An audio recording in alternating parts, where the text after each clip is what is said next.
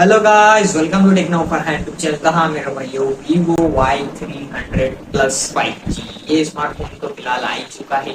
क्या कुछ इसकी प्राइसिंग है कंफर्म, वो आपके साथ में शेयर करूंगा, ऑनेस्ट रिव्यू दूंगा। ये फोन आपको लेना चाहिए या फिर नहीं, इससे बेहतर ऑप्शन भी आपको बताऊंगा। तो वीडियो कंटेंट देखना, चैनल पर एक बार सब्सक्राइब कर लेना। चलते हैं मेरे भाई, वीडियो स्टार्ट कर लेते हैं। सबसे पहले हम देखते हैं स्मार्टफोन की डिस्प्ले। 6.78 इंचेस का एक हमें बिग एमोलेड डिस्प्ले दिखाई के लिए मिलता है, जो फुल एचडी प्लस रेजोल्यूशन के साथ में आता है। और हम लोग ये आपको कर्व्ड एमोलेड डिस्प्ले देखने के लिए मिलता है 120 हर्ट्ज की रिफ्रेश रेट की। नो डाउट मेरे भाई, डिस्प्ले में काफी अच्छी देखने के लिए यहाँ पर मिलती है। 5000 mAh बैटरी के 44 वॉट की फास्ट चार्जिंग का सपोर्ट है। देखो बैटरी एडेप्टर में अच्छा कहूंगा मेरे भाई, काफी लोग कह रहे हैं बुरा है। हाँ, बट मेरे हिसाब से तो सही है मेरे भाई, इतना भी एडेप्टर काफी हो जाता है 5000 mAh बैटरी के लिए। कैमरा सेटअप्स की बात करूँ, डुअल कैमरा सेटअप है भाई। 50 मेगापिक्सल का मेन है, 2 मेगापिक्सल का आपको डेप्थ देखने के लिए मिलेगा। देखो मेरे भाई, डेप्थ का इतना कुछ ज्यादा यूज नहीं होता है, आपको पोर्ट्रेट अच्छा देखने के लिए मिलेगा इसमें। बट मेरे भाई अल्ट्रा वाइड दे देते ना तो काफी मजा आता। जो प्राइसिंग है उसके हिसाब से मैं आपको बता रहा हूँ, अल्ट्रा वाइड देना चाहिए था यहाँ पर। ये चीज 32 मेगापिक्सल का सेल्फी कैमरा इस फोन के अंदर हमें देखने के लिए मिलता है, ये भी चीज अच्छा है मेरे भाई। इन डिस्प्ले फिंगरप्रिंट सेंसर भी देखने के लिए मिलेगा।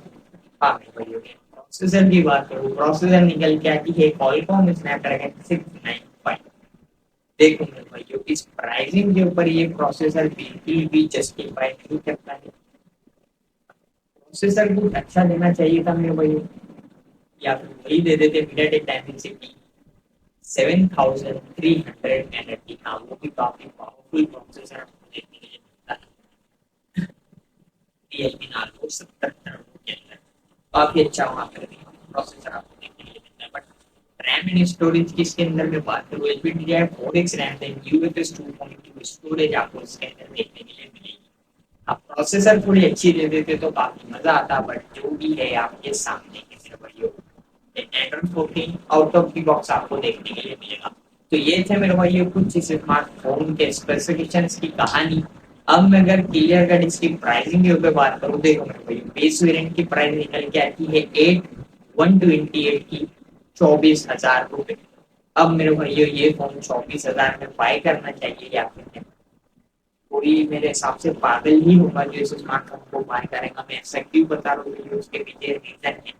अभी वो T3 प्रो इनका स्मार्टफोन है मेरे भाई, अपने ही फोन को ये क्यों ऐसा कर रहे हैं, कुछ समझ में नहीं आ रहा मेरे को। वीवो कौन सी वे में जा रहा है, मुझे कुछ समझ में नहीं आ रहा है।